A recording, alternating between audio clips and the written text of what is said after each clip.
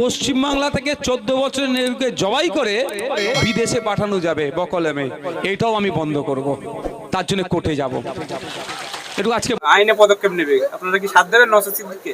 দেখুন, ভারতবর্ষে অনেকেই এক্সপোর্ট করেন এবং এক্সপোর্ট যারা করছেন প্যাটেল যারা, তারা হলো গুজরাটের লোক এবং তারা সম্প্রদায় হিন্দু। আজ ভারতবর্ষ গরুর মাংস বাইরে মানে যেটা এক্সপোর্ট হয়, ভারতবর্ষ দ্বিতীয় নম্বর। এবং ভারতবর্ষ এখন যেখানে মোদি যাচ্ছেন আরব দুনিয়ায়, সেখানে চুক্তি করছেন আরও যাতে বেশি গরুর মাংস আসে। আমার মনে হচ্ছে সেটা হলো এই ছোটোখাটো গরু ব্যবসায়ীদের ব্যবসা বন্ধ করে দিয়ে যাতে কর্পোরেট এই ব্যবসাটা করতে পারে, যারা বড় লোক যারা ব্যবসাটা করেন ব্যবসায়ীরা, তারা যাতে গরুগুলো সস্তায় কিনতে পারেন, তার জন্যই এই সমস্ত বাহানা করতে আসে। নওশাদ বাবু বলছে মামলা করবে, আপনারা কি ওই মামলা করুন নওশাদ বাবু, আমরাও তাতে আমরা নিশ্চিত মামলা করলে, আমরা যেমন রাস্তায় আছি আমরাও মামলা করবো, অসুবিধা কিছু নেই। এই যে বলা হচ্ছে যে 14 বছরের উপরে গেলে গরু কুরবানি করা যাবে না, একটা গরুর বাঁচে 15 বছর, কে সার্টিফিকেট দেবে? তার বয়স 14 হয়েছে না 15 বছর হয়েছে, ডাক্তার কোথায়? সার্টিফিকেট কে দেবে? সে সমস্ত কোনো পরিকাঠামো আছে? তো 14 বছরটা বুঝবে কি করে? যে একটা জীবনতলা যদি একটা গরু বেচা কেনা হয়, তার 14 বছর 15 বছর কে ঠিক করে দেবে? গরুর কি জন্ম তারিখ লেখা থাকে নাকি? এই সমস্ত উল্টোপাল্টা বলছে, মানুষকে হয়রানি করার চেষ্টা হচ্ছে। উত্তরপ্রদেশে গরু বন্ধ করে দিয়েছে, এখানে গোশালা করেছে, সেই সব গোশালাতে গরু রেখেছে, যেখানে সেই গরুদের বহুত দুর্বল অবস্থা, বহুত খারাপ অবস্থা। তাই তো হবে, পশ্চিমবঙ্গ হবে, তাই তো হবে। গরু যদি বেড়ে যায় তখন রাস্তাঘাটে কুকুর ছাগলের মতো গরু চড়বে, কি করা যাবে? এ সমস্ত করছে একটা ধর্মীয় উন্মাদনা থেকে করছে, তাতে অর্থনীতির ক্ষতি হচ্ছে।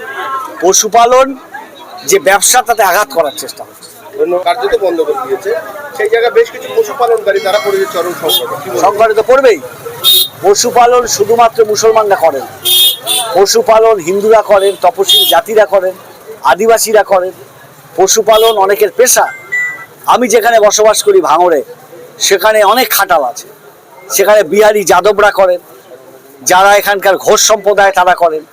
তারা অনেক সময় ধরে দুধের ব্যবসা করেন, তারপরে ঈদের সময় সেই গরুগুলোকে বেচে দেন। তাদের এখন কপালে হাত পড়েছে, মাথায় হাত পড়েছে। আপনাদের সহযোগী শাসিত রাজ্য যেগুলো আছে সেগুলো বুলডোজার চলে, আর সেই বুলডোজার রাজ কিন্তু পশ্চিমবাংলায় শুরু হয়ে গেছে। কি বলবেন এই প্রসঙ্গে? দেখুন, বুলডোজার হলো ভুল, কথাটা ভুল থেকে এসে। বুলডোজারের একটা সংস্কৃতি বহন করে হলো ফ্যাসিস্টের। ফ্যাসিবাদীরা বুলডোজারকে তাদের একেবারে সিম্বল হিসাবে ব্যবহার করে। সেই জন্য আমরা এই বুলডোজার কথাটা এসছে একটা খারাপ অর্থ থেকে। তার মানে হলো নির্যাতিতকে দমন করবার জন্য বুলডোজার। এরা যেটা করেছে, বুলডোজার দিয়ে দোকান ভাঙা ইত্যাদি, মানে একটা আতঙ্ক তৈরি করে। বেআইনি বাড়ি হলে নিশ্চিত, বেআইনি বাড়ি আমরা সমর্থন করি না, কিন্তু বেআইনিটা কেন হলো, কারা করলো, তাদের উপরে এখন কৈফিয়ত নেওয়া উচিত। যারা ইঞ্জিনিয়ার, যারা কাউন্সিলর, তাদের মদতেই হয়েছে। দ্বিতীয়ত হলো, বেআইনি হলে নোটিশ দিতে হয়। নোটিশ দেওয়ার পর যারা ওখানে বসবাস করে তাদের পুনর্বাসনের ব্যবস্থা করতে হয়। মানে আমি বেআইনিটাকে ভাঙতে গিয়ে আমার নিজের আইনকে ভাঙলাম, তার মানে আইন আছে, কেউ যদি বেআইনি জায়গায় থাকে তার আবার ভাত কাপড়ের ব্যবস্থা করে দেওয়া, সেই আইনটা ওরা মানছে না। এরা যেটা করছে সেটা হলো একটা বিদ্বেষমূলক রাজনীতি দিয়ে করছে। এই বিদ্বেষমূলক রাজনীতি মানে হলো একটা সাম্প্রদায়িক শক্তির উপরে, একটা সম্প্রদায়ের উপরে একটা বিদ্বেষ সৃষ্টি করা। এর আমরা বিরোধিতা করেছি। আমাদের সহযোগী নওশাদ সাহেব, তিনি গিয়ে তপসিয়ায় গেছিলেন।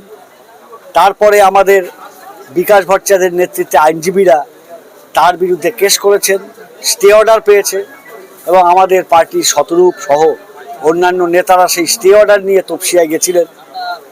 আমরা যেভাবে নিউ মার্কেটে বুলডোজার দিয়ে কিছু হকারকে উচ্ছেদ করা হয়েছে, আমরা সেখান থেকেই মিছিলে অংশ নিয়েছি, আমিও ছিলাম সে মিছিলে।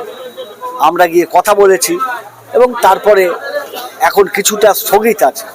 তার মানে বুলডোজার দিয়ে আক্রমণ করলে প্রতিবাদ চলবে, সেই প্রতিবাদ লাল ঝান্ডা সবসময় আছে, থাকবে।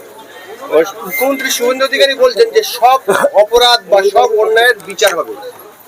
শুভেন্দু অধিকারী তৃণমূল কংগ্রেস থেকে এসেছেন 5 বছরে, তাহলে শুভেন্দু অধিকারী যখন বিজেপিতে তৃণমূলে ছিলেন তখন কোনো অন্যায় হয়নি কি?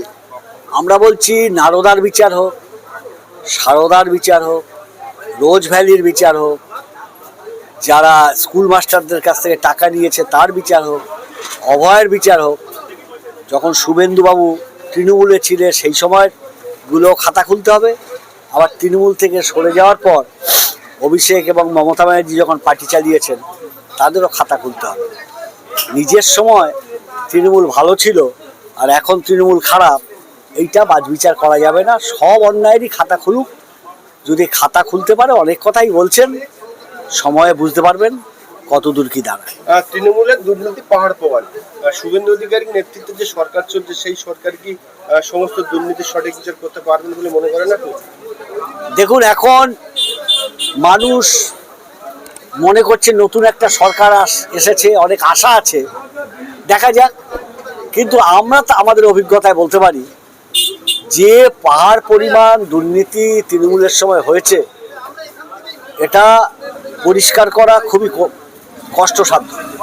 এবং যখন তৃণমূলে তিনি ছিলেন সেই সময় দুর্নীতিগুলো যাতে তিনি তুলে ধরেন সেটাও আমরা আশা করি।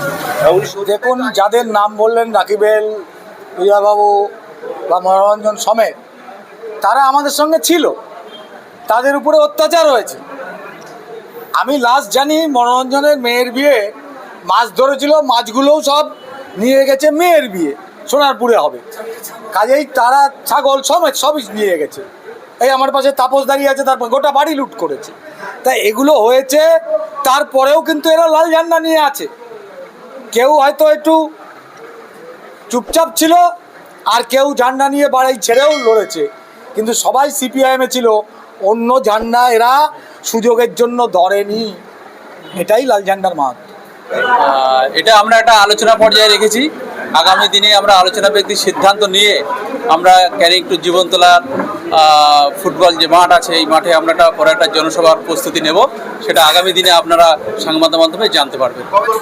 আমরা এরিয়া কমিটি বসে সিদ্ধান্ত নেব, সেই সিদ্ধান্ত জেলা কমিটিতে পৌঁছাবে। জেলা কমিটি সেখান থেকে সিলমোহর দিলে আমরা জনসভা করব কি না, তবে আমরা এগোবো, এটা আমরা নিশ্চিত বলতে পারি। আজকে যে কর্মীরা এলো কি বুঝলেন, কতটা বুঝতে পারছেন? আমরা এগোচ্ছি, আমরা আগামী দিনে আরো এগোবো। আমরা দুর্বল নয়, লাল ঝান্ডাকে কাঁধে করে নিয়ে, যুবদেরকে সঙ্গে করে নিয়ে, ক্ষেত মজুর কৃষক সভা সবাইকে সঙ্গে করে নিয়ে আগামী দিনে ক্যানিং টুতে আমরা এগিয়ে যাব।